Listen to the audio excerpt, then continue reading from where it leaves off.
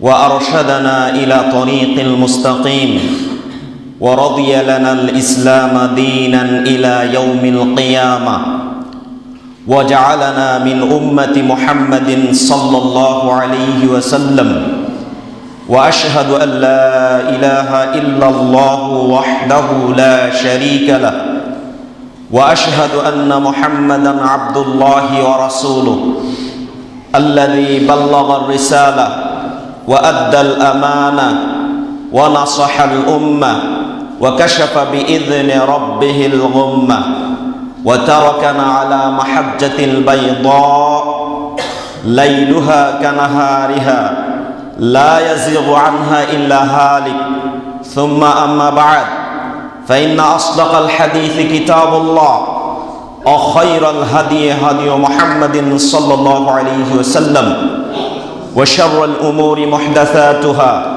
وكل محدثة بدعة وكل بدعة ضلالة وكل ضلالة في النار فقد قال الله تبارك وتعالى في كلامه الحكيم أعوذ بالله من الشيطان الرجيم يا أيها الذين آمنوا اتقوا الله وقولوا قولا سديدا يصلح لكم أعمالكم ويغفر لكم ذنوبكم ومن يطع الله ورسوله فقد فاز فوزا عظيما قال الله تبارك وتعالى في موضع آخر أعوذ بالله من الشيطان الرجيم ومن يطع الله والرسول فأولئك مع الذين أنعم الله عليهم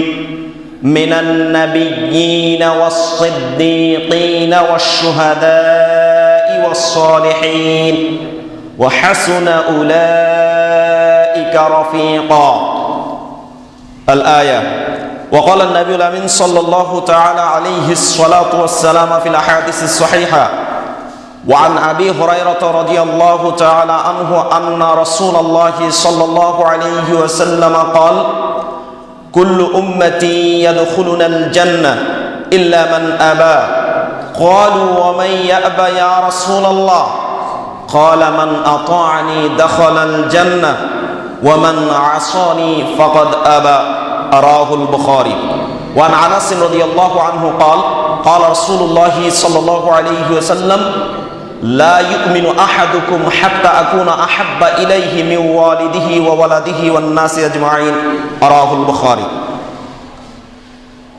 আলহামদুলিল্লাহ প্রশংসা একমাত্র এই বিশ্বের একাচ্ছত্র অধিপতি মহান আল্লাহ সুবহানাহু ওয়া তাআলার দরবারেই নিবেদিত যে আল্লাহ সুবহানাহু ওয়া তাআলা প্রতি সপ্তাহের ন্যায় তার ইবাদত গৃহে ইবাদত করার উদ্দেশ্যেই আমাদেরকে একত্রিত হওয়ার মতো যোগ্যতা তৌফিক এবং সুযোগ দিয়েছেন সে মহান প্রভুর শাহী দরবারে জানাই অগণিত কালিমাতুশ শুকুর আলহামদুলিল্লাহ। অতঃপর অসংখ্য অগণিত দুরূদ ও তাসলিম বর্ষিত হোক এ পৃথিবীর মাঝে প্রেরিত দিশাহারা পথহারা ভ্রান্ত পথের পথিক মানবগুলিকে সঠিক পথের দিশা প্রদান করতে যে মহামানবতার মুক্তির দূতের আগমন সেই নবীর প্রতি বর্ষিত হোক অগণিত দুরূদ ও তাসলিম যার ইক্তেদা অনুসরণ অনুকরণে রয়েছে মুসলিম জাতির নিষ্কৃতি। আল্লাহ সুবহানাহু ওয়া তাআলার শান্তি ও রহমত তার উপরে অবতীর্ণ হতে থাকুক। আমরা বলছি আল্লাহুম্মা সাল্লি আলাইহি ওয়া বারিক আলাইহি। সম্মানিত সমবেত মুসল্লিবৃন্দ, আজকের জুমার খুতবার বিষয়বস্তু লিমাযা নাত্তাবিউন নাবিয়্যা সাল্লাল্লাহু আলাইহি ওয়াসাল্লাম, কেন আমরা নবী মুহাম্মদ সাল্লাল্লাহু আলাইহি সাল্লামের অনুসরণ অনুকরণ করব। এই প্রশ্নটার উত্তর আজকের এই জুমায় আমরা জানার চেষ্টা করব ইনশাআল্লাহুল আজিজ। আলাইহি তাওয়াক্কালতু ওয়া ইলাইহি উনীব। পৃথিবীতে মানুষ মাত্রই অনুকরণ প্রিয়, কোনো মানুষই অনুকরণের বাহিরে নয়। আমরা সবাই কেউ না কেউ কোনো না কোনো ব্যক্তি বা বস্তুর অনুসরণ করতেই ভালোবাসি, কিন্তু পৃথিবীতে একমাত্র অনুকরণের মডেল, একমাত্র অনুকরণের আদর্শের প্রতীক, থিওরি, ভিত্তি কে, সেই প্রশ্নটাই আমরা জানার চেষ্টা করব এবং খুঁজব। মহান আল্লাহ সুবহানাহু ওয়া তাআলা, আমরা প্রথমত আল্লাহ সুবহানাহু ওয়া তাআলার বাণী দিয়ে শুরু করতে চাই। কেন আমরা নবী মুহাম্মদ সাল্লাল্লাহু আলাইহি সাল্লামের অনুকরণ করব, এই প্রশ্নের উত্তর। এক নাম্বার, আমরা ভূমিকাতে সময় নিব না, যেহেতু সময় অনেক কম, এজন্য আমরা খুব স্বল্প সময়ে বিষয়টি আপনাদের সামনে তুলে ধরার চেষ্টা করব ইনশাআল্লাহুল আজিজ। এক নাম্বার, আমরা নবী মুহাম্মদ সাল্লাল্লাহু আলাইহি সাল্লামের অনুকরণ করব মহান আল্লাহর নির্দেশ বাস্তবায়নের জন্য। কেননা আল্লাহ সুবহানাহু ওয়া তাআলা ঐশিক গ্রন্থ তথা আল্লাহ সুবহানাহু ওয়া তাআলার কালামুল্লাহ, আল্লাহর বিধানে তিনি উল্লেখ করেছেন, আমাদেরকে নির্দেশ দিয়েছেন। সূরাতুন নিসা 59 নং আয়াত, আল্লাহ সুবহানাহু ওয়া তাআলা বলেন, ইয়া আইয়ুহাল্লাযীনা আমানু আতিউল্লাহা ওয়া আতিউর রাসূলা ওয়া উলিল আমরি মিনকুম। মহান আল্লাহ সুবহানাহু ওয়া তাআলা বলেন, হে ঈমানদারগণ, তোমরা আল্লাহর ইত্তেবা করো এবং রাসূলের অনুকরণ করো, এবং তোমাদের মাঝে যিনি প্রতিনিধি হিসেবে নিযুক্ত হয় তাকেও তোমরা অনুসরণ করো। কিন্তু দুই স্থানে আল্লাহ সুবহানাহু ওয়া তাআলা আতিউ আমরের সিগা শব্দটি নিয়ে এসেছেন, কিন্তু উলুল আমরের শুরুতে আর এই শব্দটি আনেননি। এর কারণ হলো যে উলুল আমর, যিনি আমাদের নেতৃস্থানীয় ব্যক্তিবর্গ হবেন, তিনি আল্লাহ এবং তার রাসূলের ভিত্তিতেই হবেন, আল্লাহ এবং তার রাসূলের আনুগত্যের আদর্শেই গঠিত হবেন, এমন নেতার আনুগত্য করতে বলা হয়েছে। এরপরেও অনুসরণ করতে গিয়ে বলছে, ফাইন তানাযাতুম ফি শাইইন, কোন বিষয়ে যদি তোমাদের বাকবিতনটা, ঝগড়া ফাসাদ, বিবাদ সৃষ্টি হয়ে যায়, তাহলে ফিরে যাও। ফারুদ্দুহু ইলাল্লাহি ওয়ার রাসূল, আল্লাহ এবং তার রাসূলের দিকে ফিরে যেতে বলা হয়েছে। আল্লাহর দিকে ফিরবেন কিভাবে? মানে আল্লাহর দেওয়া বিধান, ওই পবিত্র কোরআনুল কারীম, তার আদেশ এবং নিষেধগুলোর দিকে ফিরে যেতে বলা হয়েছে। অনুরূপভাবে ফারুদ্দুহু ইলাল্লাহি আর রাসূল, আল্লাহর দিকে এবং তার রাসূলের দিকে আমাদের প্রত্যাবর্তন করতে বলা হয়েছে, যদি নাকি পরকালে বিশ্বাসী হয়ে থাকে। তাহলে এক নাম্বার, কেন ইত্তেবা করব? আল্লাহ সুবহানাহু ওয়া তাআলার নির্দেশ বাস্তবায়নের জন্য। সূরা হাশর 7 নং আয়াতে আল্লাহ সুবহানাহু ওয়া তাআলা বলেছেন, ওয়া মা আতাকুমুর রাসূলু ফাখুযুহু ওয়া মা নাহাকুম আনহু ফান্তাহু। তোমাদের রাসূল তোমাদেরকে যা দেন তাই তোমরা গ্রহণ করো, আঁকড়ে ধরো, আর যেটা নিষেধ করেন সেটাকে বর্জন করো। আমরা একটু ব্যাখ্যায় যাই। সূরাতুল হুজুরাত 21 নং আয়াতে আল্লাহ সুবহানাহু ওয়া তাআলা বলছেন, লাকাদ কানা লাকুম ফি রাসূলিল্লাহি উসওয়াতুন হাসানাহ লিমান কানা ইয়ারজুল্লাহা ওয়াল ইয়াউমাল আখির ওয়া যাকারাল্লাহা কাসীরা। যে তোমাদের জন্য তোমাদের রাসূলের মাঝেই রয়েছে সর্বোত্তম আদর্শ। এই আদর্শটা আমি কোথায় খুঁজবো? আমার ব্যক্তি জীবনে রাসূলের আদর্শ আমাকে নিতে হবে, আমার পারিবারিক জীবনে, আমার সমাজ জীবনে, আমার রাষ্ট্রীয় জীবনে। আমি ব্যক্তিগতভাবে শরীয়তের ক্ষেত্রে চলার স্বাধীনতা আপনার আমার নেই, মন মতো চলার সুযোগ নেই। এখানে নবী মুহাম্মদ সাল্লাল্লাহু আলাইহি সাল্লামের আদর্শ খুঁজতে হবে, চলতে, ফিরতে, উঠতে, বসতে, এমনকি টয়লেটে যাতায়াত করতেও নবীর আদর্শ অবলম্বনেই আপনাকে যেতে হবে। এজন্য ব্যক্তিগত জীবনে, পারিবারিক জীবনে, সমাজ জীবনে, রাষ্ট্রীয় জীবনে, বন্ধু মহলের জীবনে, স্বামী স্ত্রীর আচার ব্যবহারের জীবনে, সার্বিক জীবনে আদর্শ নিতে হবে নবী মুহাম্মদুর রাসূলুল্লাহ সাল্লাল্লাহু আলাইহি সাল্লাম। তার আদর্শের বহির্ভূত কোনো আমল করার সুযোগ বিশ্বের কোনো মুসলিমের এই কর্তৃত্ব বা অধিকার নেই। সুতরাং এটা গেল একটা সাইড। দ্বিতীয় সাইড, সালাত বা ইবাদত। ইবাদতে আদর্শ নিব কার? মানব রচিত আদর্শ, মানুষের তৈরি করা আদর্শ, নাকি নবী মুহাম্মদ সাল্লাল্লাহু আলাইহি সাল্লামের রেখে যাওয়া আদর্শ ইবাদতেও নিতে হবে? এজন্য মুহাদ্দিসগণ, সালাফগণ নবী মুহাম্মদ সাল্লাল্লাহু আলাইহি ওয়াসাল্লাম তার অনুকরণে, তার ধর্মের অনুগামী হয়ে, তার আদর্শের অনুকূলে ইবাদত হওয়ার জন্য 6টা পয়েন্ট, 6টা বৈশিষ্ট্য নির্ধারণ করেছেন। 1 নাম্বার, আল ইবাদাতু আন তাকুন, বলা হয়েছে আন তাকুন আল ইবাদা, ইবাদতটা হবে মুওয়াফাকাতান লি শরিয়াতি নবিয়িনা সাল্লাল্লাহু আলাইহি ওয়াসাল্লাম বিসাবাবিহা। আপনি বা আমি যে ইবাদতটা করব তার সাবাব, তার প্রেক্ষাপট, তার ঘটনা, অথবা কোন কোন মুহাদ্দিস বলেছেন ইসমুল ইবাদা, আপনি যে ইবাদত করবেন সেই ইবাদতের নামটা দিলেন কে? ওই ইবাদতের নাম আসতে হবে নবী মুহাম্মদ সাল্লাল্লাহু আলাইহি সাল্লামের থেকে। মাসালান, উদাহরণস্বরূপ, আল ইহতিফালু লিনবিয়িনা সাল্লাল্লাহু আলাইহি সাল্লাম, নবী সাল্লাল্লাহু আলাইহি সাল্লামের জন্য মিলাদ মাহফিল করা। এই যে মিলাদ, এই নামে কোনো ইবাদত আল্লাহ নবী মুহাম্মদ সাল্লাল্লাহু আলাইহি সাল্লাম থেকে কোনো প্রমাণ আছে কি? অথবা আপনার এই ধরনের যত নতুন আবিষ্কার আছে ইবাদতের নামে, আপনি যে নামে ইবাদত করবেন ওই নামের ইবাদত আখিরি জামানার সর্বকালের, সর্বযুগের সর্বশ্রেষ্ঠ মহামানব নবী মুহাম্মদ সাল্লাল্লাহু আলাইহি সাল্লাম থেকে রেজিস্টার কৃত কিনা। যদি নবী মুহাম্মদ সাল্লাল্লাহু আলাইহি সাল্লাম থেকে ওটার কোনো ডকুমেন্ট পাওয়া না যায়, তাহলে ওই নামের ইবাদতকে তালাক দিন, ওই নামের ইবাদতে আপনি মশগুল থাকতে পারবেন না। এজন্য মুহাদ্দিসগণ অনেক গবেষণার ফসল এটা, মুহাদ্দিসদের গবেষণার ফসল এটা, ইসমুল ইবাদা। আপনি যে ইবাদত করবেন সেই ইবাদতের নামটা দিলেন কে? এটা প্রথমত 1 নাম্বার পয়েন্টে দেখতে হবে।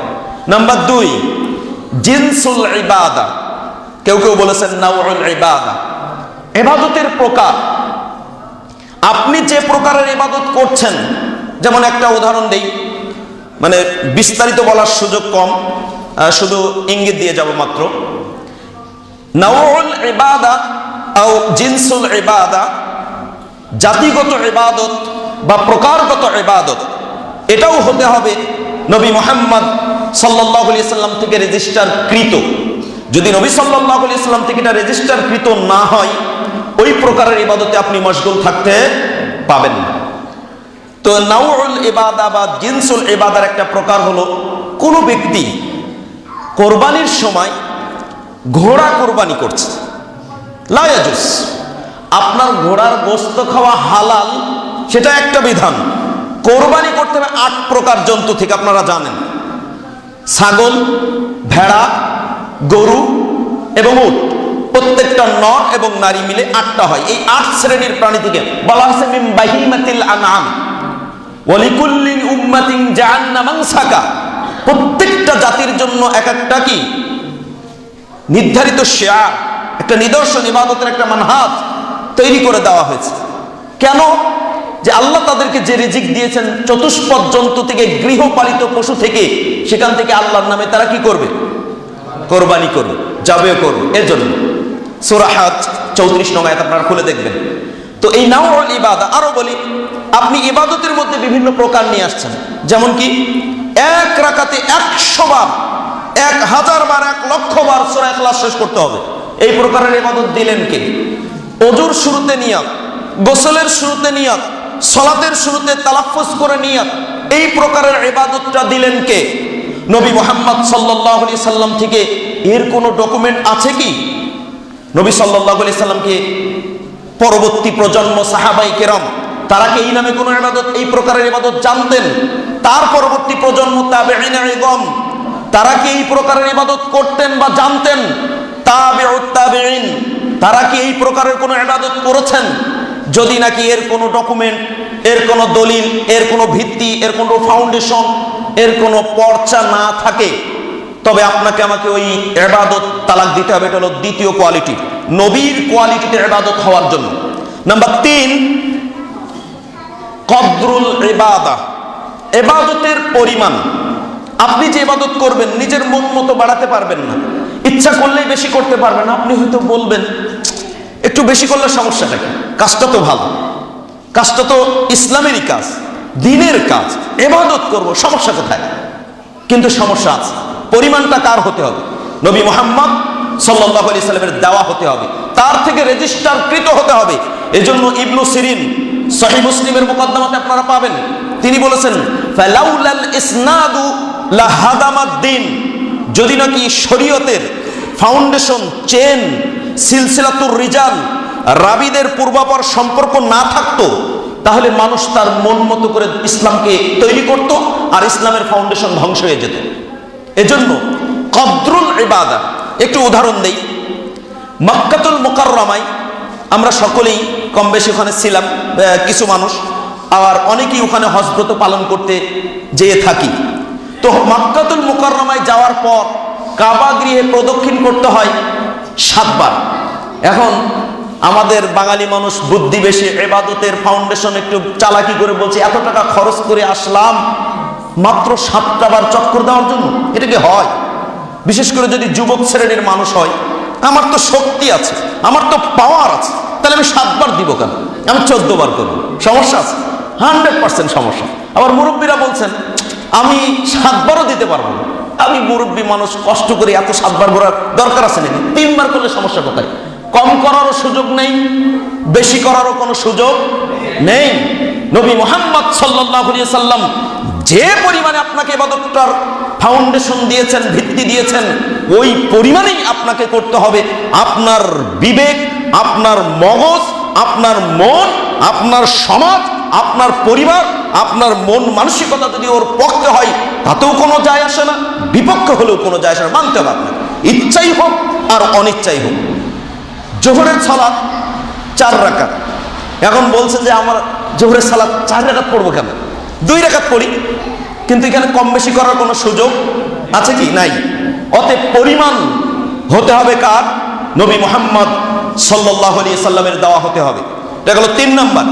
4 শর্টে বলি, সময় খুবই কম।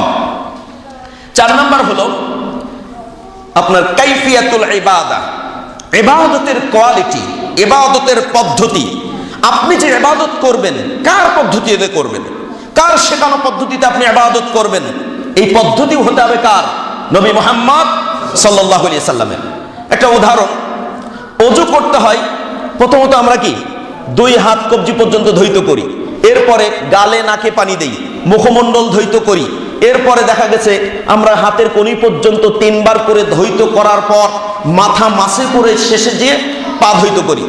এখন বিবেক, যুক্তি, বাহ্যিকতা, সমাজের প্রেক্ষাপট বলছে না এটা চলবে না।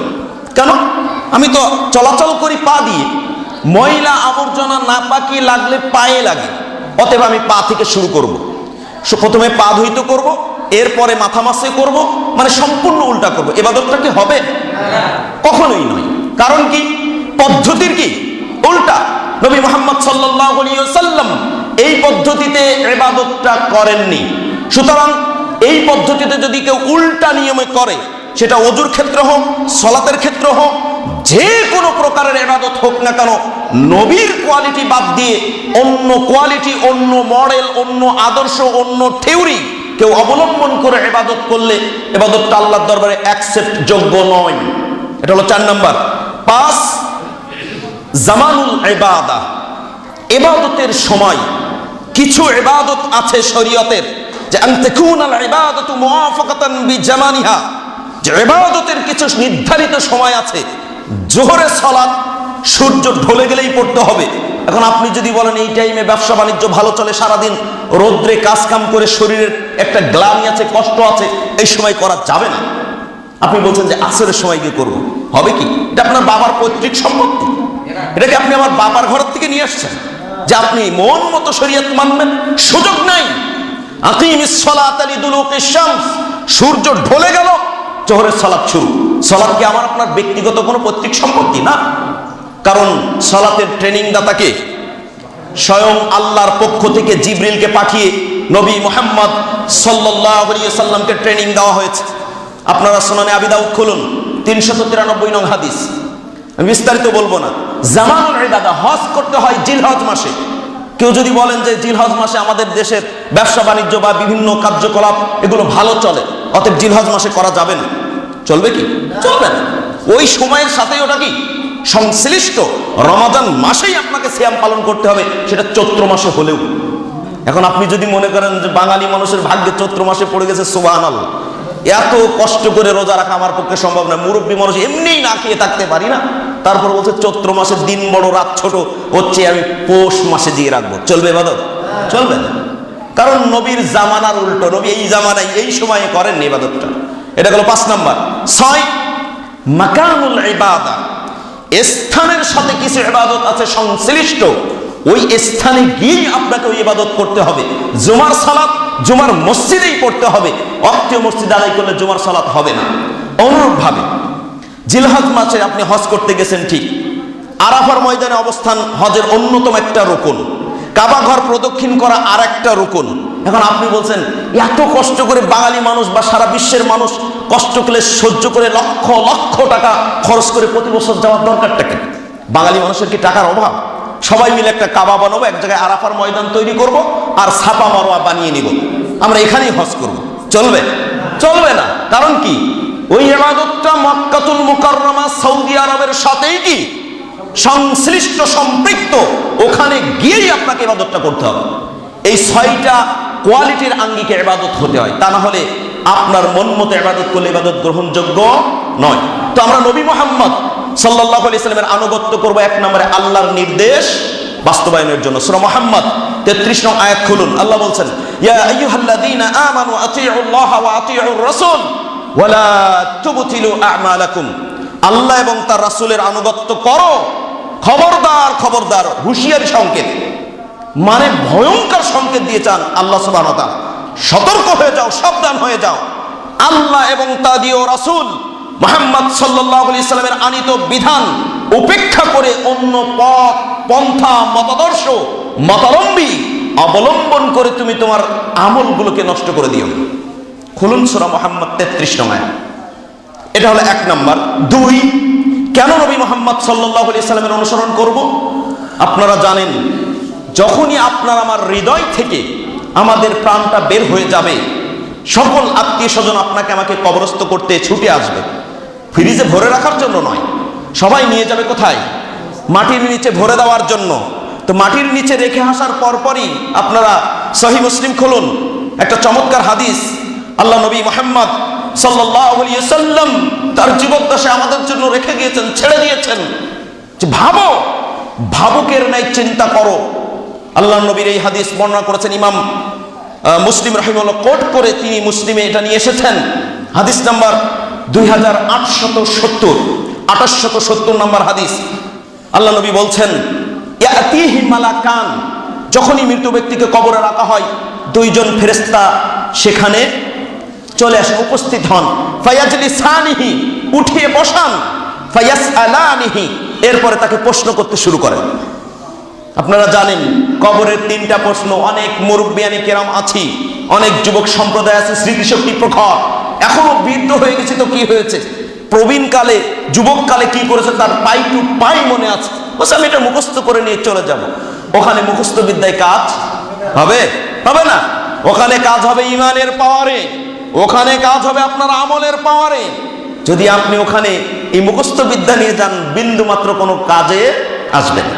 ওখানে 3টা প্রশ্ন করা হবে, আপনারা জানেন। মান রব্বুক, বলো তোমার প্রতিপালক কি, বিস্তারিত সুযোগ নাই। ওমা দীনুক, তোমার ধর্ম কি। সর্বশেষ 3য় প্রশ্ন, 4র্থ প্রশ্ন আরেকটা আছে অপশন হিসেবে। তো 3য় প্রশ্ন করা হবে, ওমান হাদার রাজুলুল্লাযী বুইসা ফীকুম ফি রিওয়ায়াতিন উখরা ইকালু লাহু মুহাম্মাদুন, যে তোমাদের কাছে যে ব্যক্তিকে প্রেরণ করা হয়েছিল, যাকে সমাজের মানুষ মুহাম্মদ বলে ডাকতো, বলো ওই লোকটাকে। নবীর আদর্শের অনুকরণ করব এজন্যই যে কিয়ামতের ময়দানে কবরের জিন্দেগিতে প্রথম ধাপ, আখিরাতের যে প্রথম সিঁড়ি, প্রথম প্লার, প্রথম স্টেশন, সেখানে নবী সম্পর্কিত প্রশ্নের যথাযথ উত্তর প্রদানে নবীর ইত্তেবা করব, নবীর আদর্শের অনুকরণ করব। এটা হলো আমাদের 2য় পয়েন্ট, কেন নবীর আদর্শ অনুকরণ করব। নাম্বার 3, শর্টে বলে যাচ্ছি। 3 হলো কেন নবী সাল্লাল্লাহু আলাইহি সাল্লামের অনুসরণ করব। কিয়ামতের ময়দানে আপনারা জানেন, কিয়ামতের ময়দানে স্বয়ং নবীর সুপারিশে ধন্য হওয়ার জন্য নবীর আদর্শের অনুকরণ করব। নবীর আদর্শ প্রতিটি স্তরে ফলো করব, অনুকরণ করব, কমও করব না, বেশিও করব না। আমার বিবেক সেটা সমর্থন করুক আর না করুক, পরিবারের সদস্যবৃন্দ আমাকে অ্যাকসেপ্ট করুক আর না করুক, নিজ স্ত্রী আমাকে মেনে নিক আর না নিক, আমার সমাজবাসী আমাকে উপেক্ষা করুক আর না করুক, প্রতিটা ক্ষেত্রেই আমি নবী মুহাম্মদুর রাসূলুল্লাহ সাল্লাল্লাহু আলাইহি সাল্লামের আদর্শেরই অনুকরণ করব, এতে যদি আমার জীবনও চলে যায়। এজন্য তৃতীয় পর্যায়ে কেন অনুসরণ করব? কিয়ামতের ময়দানে শাফাআত পাওয়ার জন্য। আপনারা জানেন উলুল আজম নবী আছেন 5 জন।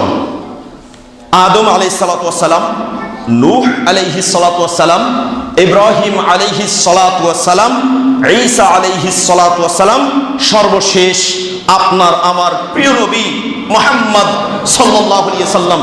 আমরা এই উম্মত কিয়ামতের ময়দানের বিভীষিকাময় পরিস্থিতিতে, কিয়ামতের দিন আমরা নাজাহাল হয়ে যাব, পেরেশানি হয়ে যাব, হয়রানের গ্লানি আমাদেরকে পেয়ে বসবে। তখন আমরা ছোটাছুটি করে প্রথমে চলে যাব আদমের কাছে, এরপরে নূহ আলাইহিস সালাতু ওয়াস সালামের কাছে, ইব্রাহিম, সর্বশেষ ঈসা আলাইহিস সালাতু ওয়াস সালাম আমাদের একটা লোকেশন বলে দিবেন, যাও আখিরি জামানার দয়াল নবী, মহাব্বতের নবী, ভালোবাসার নবী, যিনি এই কঠিন বিভীষিকাময় পরিস্থিতিতে নিজের জীবনকে করে চিন্তা করবেন না, নিজের পরিবারকে খুঁজবেন না, নিজের সন্তান সন্ততিকে খুঁজবেন না, তিনি সাজদায় লুটিয়ে পড়বেন। বলছে কাআতু সাজিদান, আমি সাজদায় লুটিয়ে পড়ব। আল্লাহ বলবেন ইয়া মুহাম্মদ ইরফা রাসাক, হে মুহাম্মদ মাথা উঠাও। আল্লাহর নবী বলছেন আমি মাথা তুলব না। 3 বার বলার পর নবী মুহাম্মদুর রাসূলুল্লাহ সাল্লাল্লাহু আলাইহি সাল্লামকে যখনই বলা হবে ইয়া মুহাম্মদ, হে মুহাম্মদ ইরফা রাসাক, মাথা উঠাও, ওয়াসআল তুতা, আপনি চান আপনাকে দেওয়া হবে, ওয়াসফা তুশফা, হে নবী আপনি সুপারিশ করুন, আপনার সুপারিশ মঞ্জুর করা হবে। নবী মাথা উঠাবেন। এই সুপারিশ পাওয়ার জন্যই আমরা নবীর আদর্শের অনুকরণ করব। হাদিসটি পাবেন সহিহুল বুখারীর, যেটা বিশ্বের প্রত্যেকটা মুহাদ্দিস, মত বলেন, পদ বলেন, মাযহাব বলেন, সকল স্তরের উলামায়ে কেরাম একাত্মতা ঘোষণা করেছে, আসাহুল কুতুবি বা'দা কিতাবিল্লাহি তাহতাস সামাই ওয়া ফাওকাল আরদি আস-সহিহুল বুখারী। আসমানের নিচে জমিনের উপরে আল্লাহর দেওয়া কিতাব কোরআনুল কারীম, এর পরবর্তীতে সবচেয়ে বিশুদ্ধ কিতাব হলো সহিহুল বুখারী। সেই সহিহুল বুখারীর হাদিস নাম্বার 4712, শাফাআত সংক্রান্ত হাদিস। তো আমরা আনুগত্য করব নবীর সুপারিশ পাওয়ার জন্য। যেখানে এখানে একটা অতীব জরুরি কথা, যেটা আপনাদের জ্ঞাতার্থে আমরা স্মরণ করিয়ে দিচ্ছি, যেখানে নবীগণ যাদেরকে আল্লাহর পক্ষ থেকে প্রেরণ করা হয়েছে, যাদের আগের গুনাহ মাফ করে দেওয়া হয়েছে, পরের গুনাহ মাফ করে দেওয়া হয়েছে, সেই নবীগণ কিয়ামতের ময়দানে বলবেন আমার দ্বারা হবে না, আমি জানি না আজকের দিনে মহান আল্লাহ আমার সাথে কিরূপ আচরণ করবেন, অতএব আমার দ্বারা কাজ করা সম্ভবপর নয়। তিনি বলবেন আল্লাহ তুমি আমাকে রক্ষা করো। সুতরাং নবীগণ যেখানে অপারগ, সেখানে আপনার পীর, আপনার মুর্শিদ আপনার জন্য কি করতে পারে? কিছুই করতে পারে। কবরে যখন আপনাকে রাখা হবে, আপনার পীর আপনার কবরে গিয়ে জবাবদিহিতার উত্তরগুলো দিবেন? অথবা আপনার পীর মারা গিয়েছেন, আপনি কি কবরে গিয়ে পীরের জবাবদিহিতার উত্তরগুলো দিয়ে আসবেন? নাকি এখান থেকে টেলিফোন করে বলে দিবেন যে পীর বাবাজি আপনার এই উত্তরগুলো বলা দরকার ছিল, আপনি ভুল করলেন কেন? জানা মানুষ ভুল করেন কেন? সুতরাং নবীর আদর্শের অনুসরণ করব তার সুপারিশ পাওয়ার জন্য। সেদিন নবী মুহাম্মদ সাল্লাল্লাহু আলাইহি সাল্লাম ছাড়া কোন উম্মত কেউ কথা বলবে না, সবাই নীরব ভূমিকা পালন করবে, সবাই নিজের নিজের নফসকে নিয়ে টেনশনে থাকবে, চিন্তাগ্রস্ত থাকবে। আপনারা জানেন পৃথিবীতে যদি দয়াল বলে কেউ থাকে, মানে মহানুভবতার পরিচয় যদি কেউ দিয়ে থাকেন, তবে নবী মুহাম্মদ সাল্লাল্লাহু আলাইহি সাল্লামের চেয়ে দয়া আর কারো নেই পৃথিবীতে। এজন্য বলা হয়েছে নবী সাল্লাল্লাহু আলাইহি সাল্লামকে নিজের জানের থেকেও বেশি ভালোবাসতে হয়। আপনারা জানেন ওমর ইবনুল খাত্তাব রাদিয়াল্লাহু তাআলা আনহু একদা সহিহুল বুখারীর হাদিস নাম্বার 6632, আব্দুল্লাহ বিন হিশাম তিনি বলছেন কুন্না মা'আন নবী সাল্লাল্লাহু আলাইহি সাল্লাম, একদা আমরা নবী সাল্লাল্লাহু আলাইহি সাল্লামের সঙ্গে ছিলাম, ওয়া হুয়া আখিদুন বিয়াদি ওমর ইবনুল খাত্তাব। এমত অবস্থায় নবী সাল্লাল্লাহু আলাইহি সাল্লাম ওমর ইবনুল খাত্তাবের হাত ধরেছিলেন।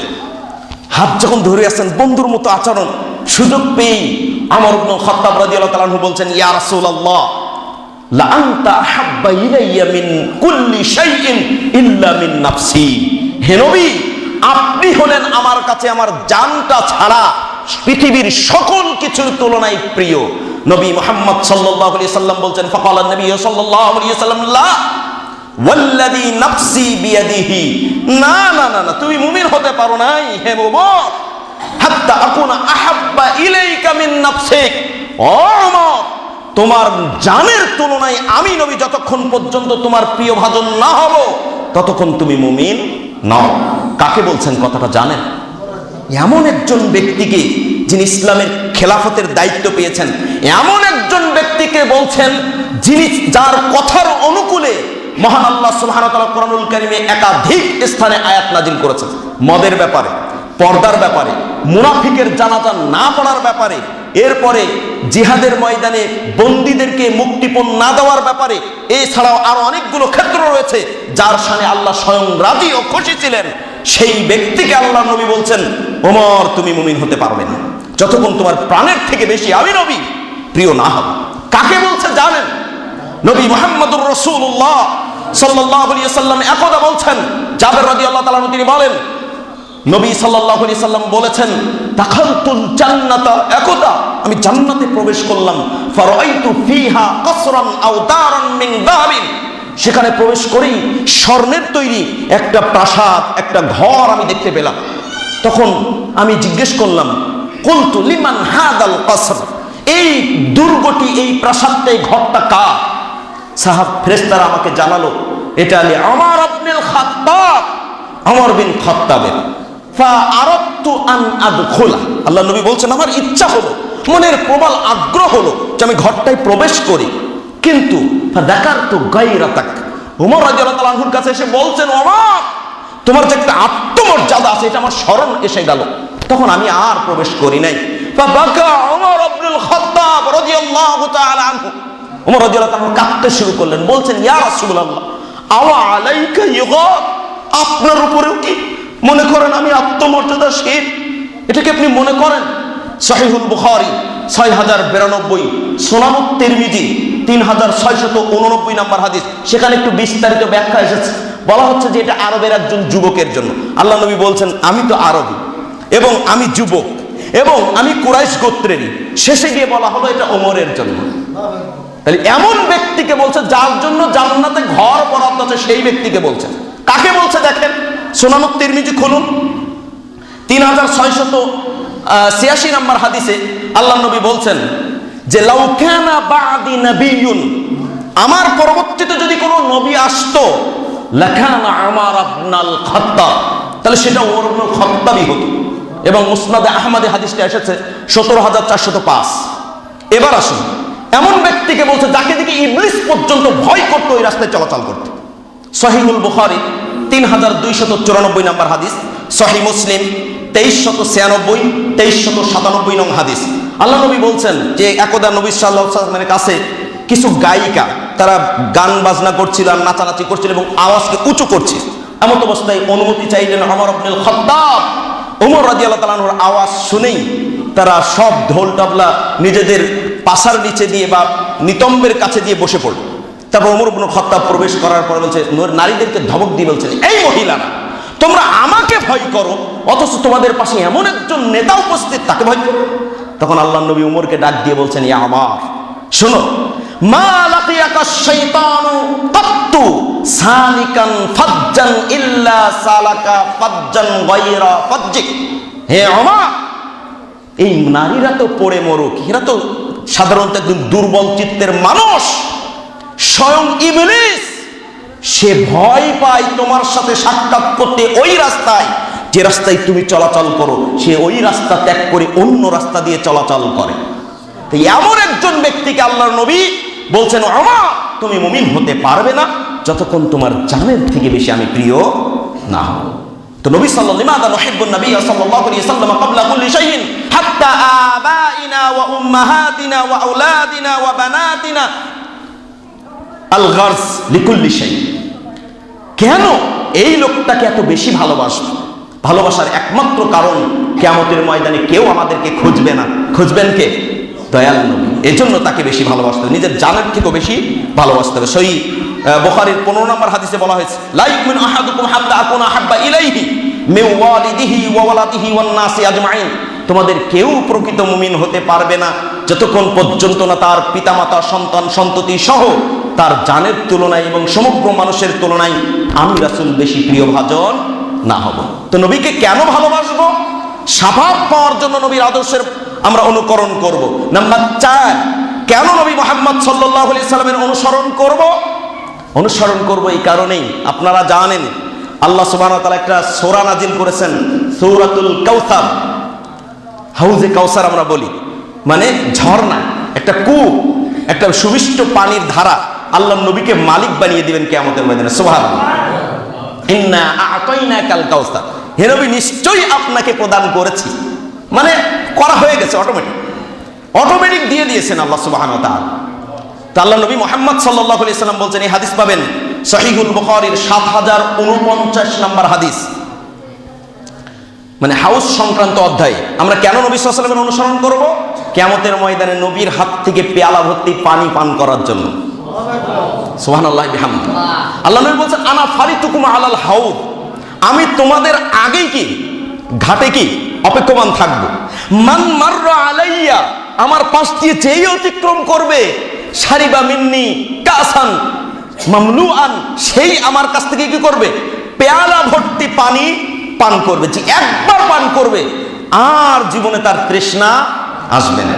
তো আমরা অনুসরণ করব নবীর হাত থেকে কিয়ামতের ময়দানে পানি পান করার জন্য। আপনারা জানেন আল্লাহ নবী সাল্লাল্লাহু আলাইহি সাল্লাম পানি পান করাতে থাকবেন। তারপরে নবী সাল্লাল্লাহু আলাইহি সাল্লামের মাঝে এবং একদল মানুষের মাঝে একটা আবরণ পড়ে যাবে, একটা পর্দা পড়বে। নবী সাল্লাল্লাহু আলাইহি সাল্লাম বলছেন, ইয়ারিফুনি, তারা আমাকে চিনবে, ওয়া আনা আরিফুহুম, আমিও তাদেরকে চিনতে পারবো, কারণ অজুর স্থানগুলো চকচক করতে থাকবে। আমি বলবো, ইয়া ইলাহাল আলামিন উম্মতি, এরা তো আমার উম্মতের দলভুক্ত।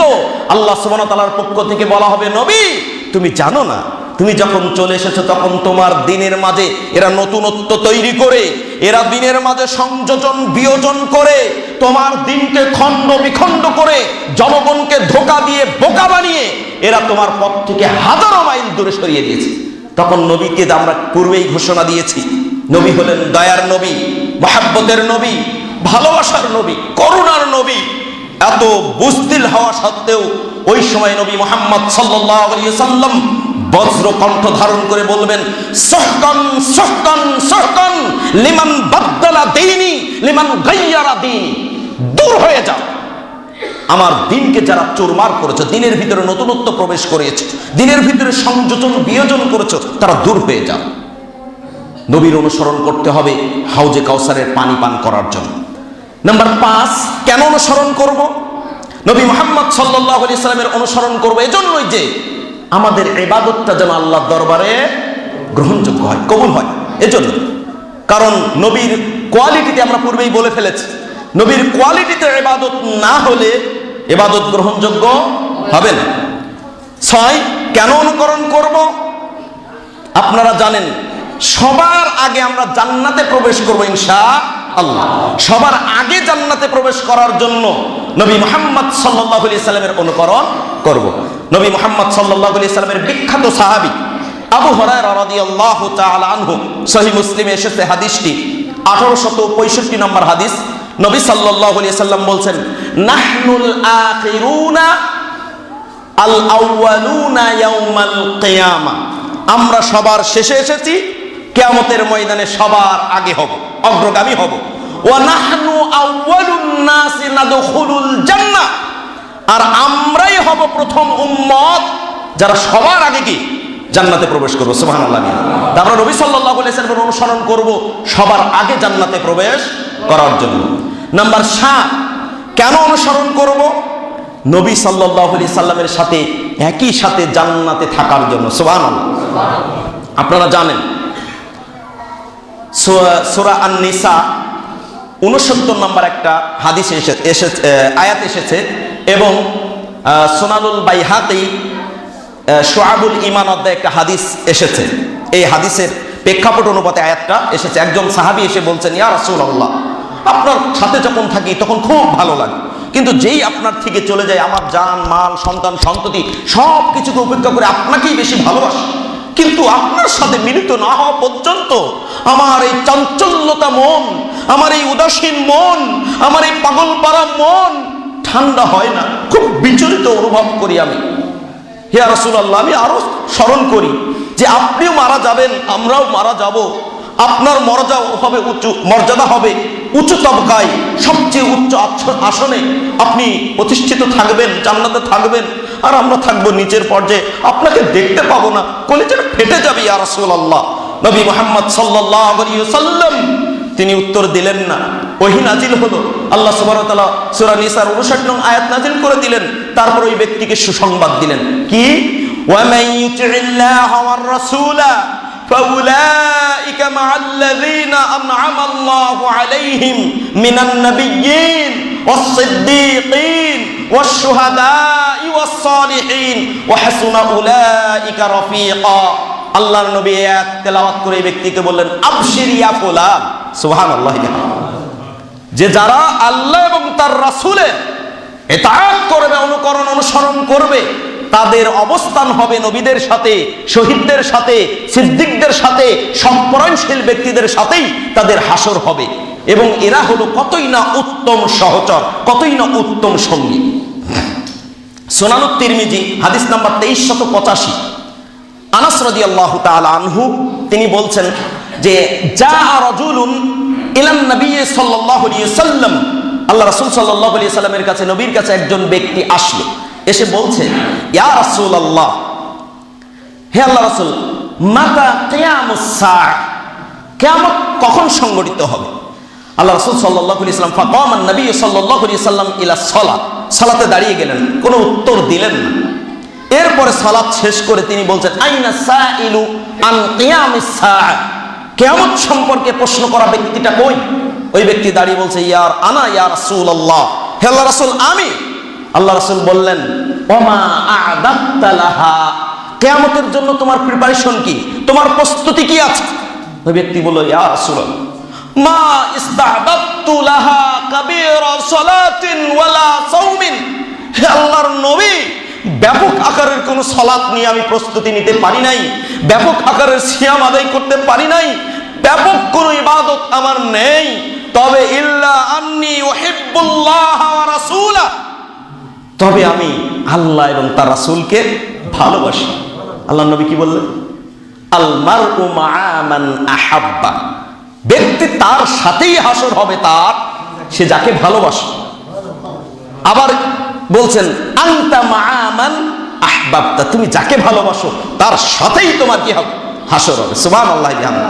আনাস রাদিয়াল্লাহু তাআলা আনহু হাদিসের শেষ অংশে বলছেন, ফামা রাআইতু ফারিহাল মুসলিমুনা বা'দাল ইসলামি বিহাদাল কাউল, আমি ইসলাম গ্রহণ করার পর মুসলমানদেরকে অন্য কোন বিষয়ে এত বেশি খুশি হতে দেখি নাই, যত বেশি খুশি হয়েছে বিকাউলিন নবী সাল্লাল্লাহু আলাইহি ওয়াসাল্লাম, আনতা মা'a মান আহাব্বা, তুমি যাকে ভালোবাসো তার সাথেই তোমার কি হবে?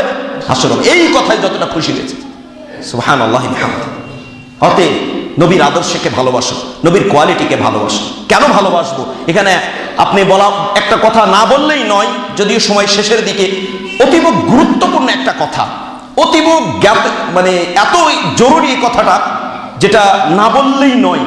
সেটা হলো কি, আপনারা জানেন নবী মুহাম্মদ সাল্লাল্লাহু আলাইহি ওয়াসাল্লাম বলেছেন, আমারু উম্মতি মা বাইনা 60 ইলা 70, আমার উম্মতের বয়সের আয়ুকাল, সময়সীমা 60 থেকে নিয়ে 70 বছর গড় আয়ু। দু একজন ব্যতিক্রম ঘটতেও পারে, হয়তো যে 80 বছরের দাদা আছে তিনি বলবেন যে দেখছো কোন ধরনের কথাটা, মেনে নেওয়া যায়। দু একজন ব্যতিক্রম ঘটতেও পারে। আল্লাহ ওদেরকে দীর্ঘায়ু দান করেছেন, পাপ থেকে মুক্ত হয়ে আরো সঠিক পথে আসার জন্য সুযোগ দিয়ে থাকেন। কিন্তু মুরব্বী যদি বাপ দাদার পৈতৃক সম্পত্তি মনে করে ধর্মকে মানে, তাহলে কিয়ামতের পরে, মরার পরে বুঝবেন। আপনারা জানেন সূরা ফুরকানের মধ্যে এসেছে 27, 28, 29, 30 নম্বর আয়াত বলছে, ইয়া লাইতানি মাত্তাখাস্তু ফুলানান খালিলা, হায় আমার দুর্ভোগ, অমুককে যদি আমি আজকের বন্ধু হিসেবে গ্রহণ না করতাম, যদি অমুকের কথা শুনতাম, আর নবীর পথে নবীর কোয়ালিটি অবলম্বনে ইবাদত করতাম, তবে আমি সাকসেস হতে পারতাম, আমি সফলতা পেতাম। আপনারা জানেন আমাদের মুরব্বীগণ বা আমাদের সমাজবাসী সত্য কথা মানতে ততক্ষণ পর্যন্ত প্রস্তুত নয়। আপনারা জানেন একটা উপমা প্রায় স্কলারের মুখ থেকে হয়তো আপনারা শুনে থাকবেন, আমিও উদার উপমাটি পেশ করছি শুধু বোঝানোর তাকিদে, এরপরে 5টা পয়েন্ট বলে আলোচনা শেষ। সেটা হলো কি, সাপ আর ব্যাঙ দুজনের মাঝে গভীর বন্ধুত্ব, এত বন্ধুত্ব গলায় গলায় ভাব। তো সাপকে লক্ষ্য করে ব্যাঙকে লক্ষ্য করে সাপ একদা বলছে, দোস্ত তুমি যে লাফিয়ে লাফিয়ে চলো, একটু নেচে নেচে হাঁটো, এটা আমার দেখতে খুব ভালো লাগে, একদিন আমার সামনে তুমি নেচে নেচে চলো না। তখন ব্যাঙ বলছে, তোমার মতলব তো আমি জানি, তুমি যে কুমতলব এটা তো মনে মনে, এটা কি আমার জানতে বাকি আছে? বলছে, দোস্ত ঠিকই আমি তোমার সামনে নেচে নেচে চলবো, শর্ত একটাই, দোস্ত তোমাকে সোজা হয়ে চলতে হবে, তুমি বাঁকা বক্র পথে যেতে পাবে না, একদম সোজা হয়ে যেদিন চলবে আমি ঠিক সেই দিন তোমার সামনে নেচে নেচে চলবো। তো সাপ তো আর নেচে নেচে চলা মানে সোজা হয়ে চলার ক্ষমতা রাখে না। একদিন ব্যাঙ এসে দেখছে দোস্ত খুব একেবারে টান টান লম্বা হয়ে শুয়ে আছে। বলছে, দোস্ত কি এবার ভান ধরলো নাকি? আপিস ভালো করে তদন্ত করে দেখা গেল দোস্তের জান আর নাই। তখন ব্যাঙ সাপকে লক্ষ্য করে বলছে, দোস্ত সোজা তুমি ঠিকই হলে কিন্তু জীবিত থাকতে না, মরার পরে আমরাও সমাজবাসী সমাজ সংশোধনে আসব, সঠিক পথ পাওয়ার চেষ্টা করব, এমনকি আমরা সঠিক পথের জন্য কাকুতি মিনতি করতে থাকবো, কিন্তু এখন না, মৃত্যু যখন নিকটে চলে আসবে আমরা বলতে থাকবো কি, রব্বির জিউন, প্রতিপালক আমাকে অবকাশ দিন, লাআল্লি আমালু সালিহা, আল্লাহ ছাড় দাও, অমুকের কথা না শুনে বড্ড ভুল করেছে, তুমি আমাকে ছাড় দাও, আমি করব, এখন থেকে ওই কথাগুলো মান্য করব, এখন আর কোনো মানে ডানে বামে যাব না। আল্লাহ দাঁত ভাঙা জবাব দিবেন ফেরাউনের মতো। ফেরাউন যখন ডুবুডুবু পরিস্থিতির শিকার হয়েছিল তখন বলেছিল, আল্লাহ আমি ঈমান আনছি, ওই ইসরাইল গোত্র যার প্রতি ঈমান এনেছে সেই সত্তার প্রতি আমি এখন ঈমান আনছি। আল্লাহ বলছেন, এখন হুঁশ হচ্ছে। তো এই মুসলিম উম্মারও সচেতনতা আসবে, যখন মৃত্যু সন্নিকটবর্তী হবে তখন বলে বড্ড ভুল করে ফেলেছে।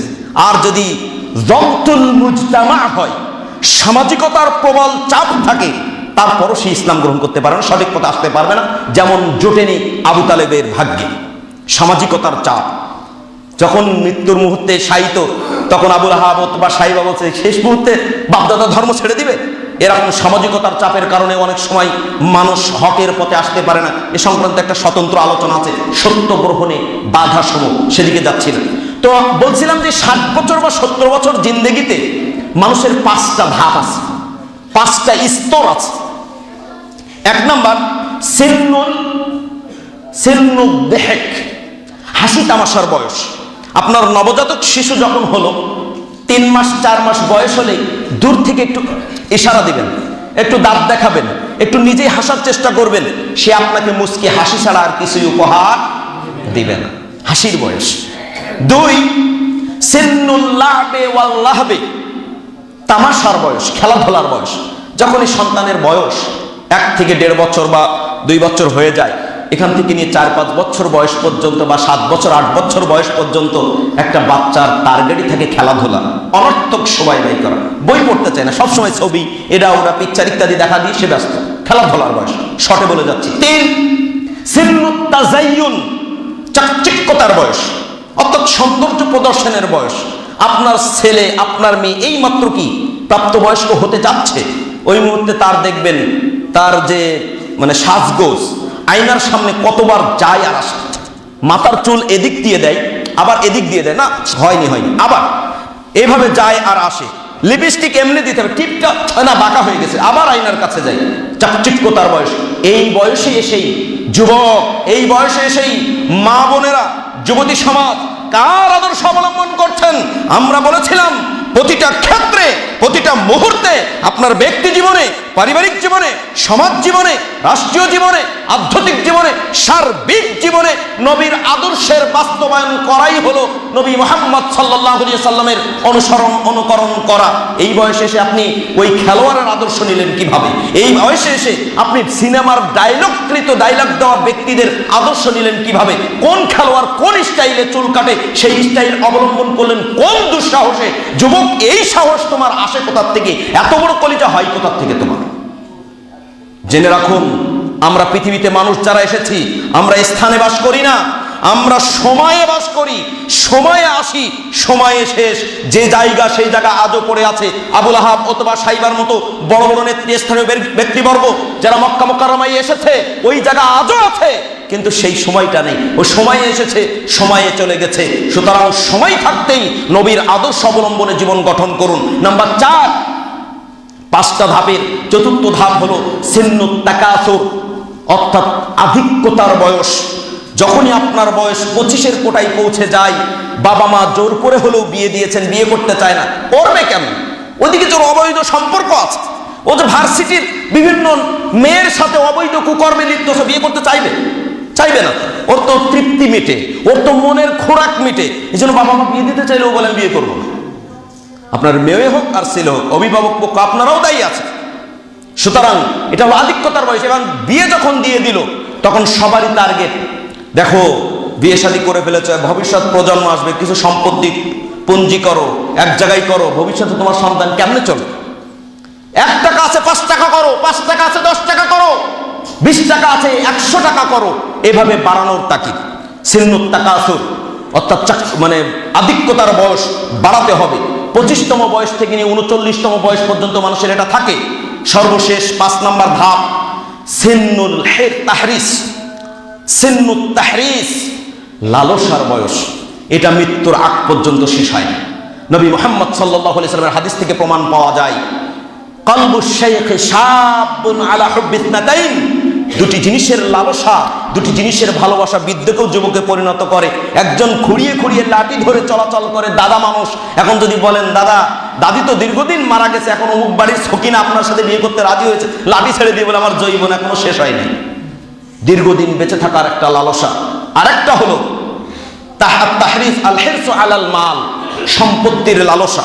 দীর্ঘদিন বেঁচে থাকার লালসা, সম্পত্তির লালসা, এই 2টো জিনিস মানুষকে বৃদ্ধ থেকে যুবকে পরিণত করে। সুতরাং নবীর আদর্শ অবলম্বনে জীবন গঠন করুন। নবীর আদর্শ কেন অনুসরণ করব? সবার আগে জান্নাতে আমরা বলে ফেলেছি। এরপরে আরেকটা সর্বশেষ পয়েন্ট, নবীর আদর্শ কেন অনুকরণ করব? নবীর উম্মত হওয়ার জন্য। নবীর উম্মত না হলে জান্নাত পাওয়া যাবে না। আপনারা জানেন, সহিহুল বুখারী কিতাবুন নিকাহ অধ্যায় 2য় খণ্ডে পাবেন হাদিস নাম্বার 5063। আল্লাহ রাসূল সাল্লাল্লাহু আলাইহি সাল্লাম লম্বা হাদিস বর্ণনা করার পরে যে 3 জন সাহাবীদের একটা দল আল্লাহ নবীর স্ত্রীদের কাছে গিয়ে ইবাদত সম্পর্কে জিজ্ঞাসা করেছিলেন, যখন বলা হলো তখন কান্নাহুম তাকাল্লুহা, তারা অত্যন্ত সংকীর্ণ বলে, আইনা নাহনু মিনান নবী সাল্লাল্লাহু আলাইহি ওয়াসাল্লাম, আরে নবী কোথায় আর আমরা কোথায়? স্বল্প ইবাদত নবীর জন্য যথেষ্ট, আমাদের জন্য নয়।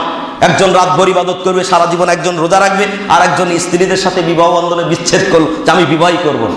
নবী মুহাম্মদ সাল্লাল্লাহু আলাইহি ওয়াসাল্লাম আসলেন, শুনলেন, এরপরে বলছেন, দেখো আলা, খবরদার জেনে রাখো, আমি নবী, ইন্নী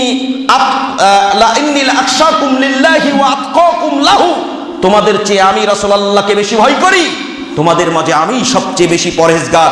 আমার চেয়ে বেশি পরহেজগারিতা দেখাতে যেও না, আমার চেয়ে বেশি আল্লাহকে ভয় করো, এটাও কখনো সমাজে তুমি প্রকাশ করো না। কারণ আমার রব আমাকে খাওয়াই পড়াই, তোমাদেরকে খাওয়া। নবী মুহাম্মদ সাল্লাল্লাহু আলাইহি সাল্লামের সাথে তক্কা দিয়ে বা উপেক্ষা করে তার আদর্শের বহির্ভূত কাজ করার জন্য প্রতিজ্ঞাবদ্ধ হয়েছিল 3 জন সাহাবী। আল্লাহর নবী তাদেরকে দাঁত ভাঙা জবাব দিয়ে কি বলেছিলেন? শোনো, মান রাগিবা আন সুন্নতি, যে আমার সুন্নাত থেকে বিন্দু মাত্র পৃষ্ঠ প্রদর্শন করবে সে আমার উম্মতের অন্তর্ভুক্ত নয়। আর নবীর উম্মত ছাড়া জান্নাত পাওয়া যাবে না। সহিহুল বুখারীর 7280 নং হাদিস, নবী সাল্লাল্লাহু আলাইহি সাল্লাম বলছেন, কুল্লু উম্মতি ইয়াদখুলুনাল জান্নাহ, আমার সমস্ত উম্মত তারা জান্নাতে প্রবেশ করবে। সুবহানাল্লাহ। তাহলে উম্মত তো হতে হবে নাকি? আপনি নবীর উম্মত বলে দাবি করবেন আর অন্যের মতাদর্শ মতো ইবাদতে নিজেকে নিযুক্ত করবেন, আপনি নবীর আদর্শের নামে ধোঁকাবাজি করছেন। আপনি নবীর আদর্শের বিপরীতে অন্যের কালচারকে বেশি মহব্বত করেন, ভালোবাসেন, ভালোবাসতে বাসতে আল্লাহ পর্যন্ত ঠেকিয়ে দিয়েছেন, নাউযুবিল্লাহ। আর আপনি দাবি করছেন নবীর উম্মত। কত বড় প্রতারক আমরা মানুষ। ও সারা জীবন চললো অন্য মতাদর্শ অবলম্বনে, মৃত্যুর সময় কবরে গিয়ে যারা জীবিত থাকি আমরা তারাও বলে আসছে বিসমিল্লাহি ওয়া আলা মিল্লাতি রাসূলিল্লাহ, নাউযুবিল্লাহ মিনাল। সারা জীবন চললো নবীর উল্টা পথে, আর মৃত্যুর সময় ডাহা মিথ্যা কথা, টাটকা মিথ্যা কথা, খাঁটি মিথ্যা কথা বলে আমরা চলে আসি। এজন্য ভাবুন, নবীর উম্মত হওয়ার জন্য নবীর আদর্শের অনুকরণ করব। আল্লাহ নবী বলছেন ইল্লামান আবা, তবে আবার গোষ্ঠী কপাল পোড়ারা ছাড়া সবাই আমার উম্মত, তারা জান্নাতে প্রবেশ করবে। সাহাবাই কিরাম এই আবা কপাল পোড়ার গোষ্ঠীকে চিনতেন না, তে বলছেন ইয়া রাসূলুল্লাহ ওমাইয়া আবা, হে আল্লাহ রাসূল বলেন তো এই কপাল পোড়ার গোষ্ঠীরা কারা, এই হতভাগা কারা?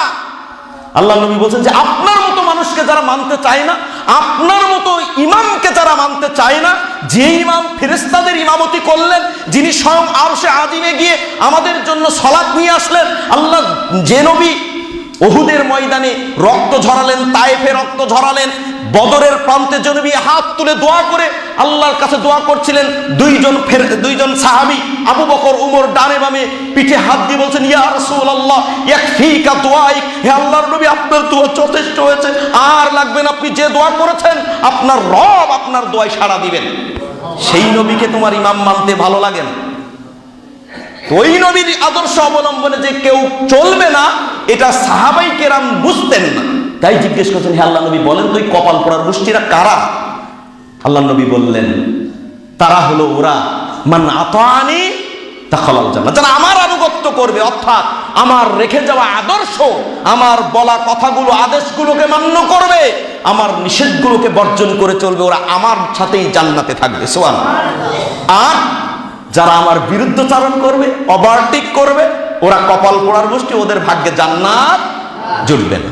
সুতরাং আসুন, সময় অনেক বেশি নিয়ে ফেলেছি, দুঃখিত।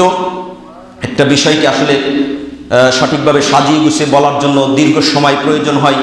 আমরা যৎকিঞ্চিত আলোচনা পেশ করলাম। আল্লাহ সুবহানাহু ওয়া তাআলার কাছে কামনা করি, ইয়া ইলাহাল আলামিন, আমরা যারা আলোচনা করলাম আর যারা শ্রবণ করলাম, আমাদেরকে তোমার নবীর অবলম্বনে জীবন গঠন করে পারলৌকিক জীবনে এই সফলতাগুলো অর্জন করার তৌফিক দান করো। আল্লাহুম্মা আমিন। আকুলু কওলি হাযা ওয়া আস্তাগফিরুল্লাহ লি ওয়া লাকুম ওয়া লিসাইরিল মুসলিমিন ফাস্তাগফিরুহু ইন্নাহু হুয়াল গফুরুর রহিম।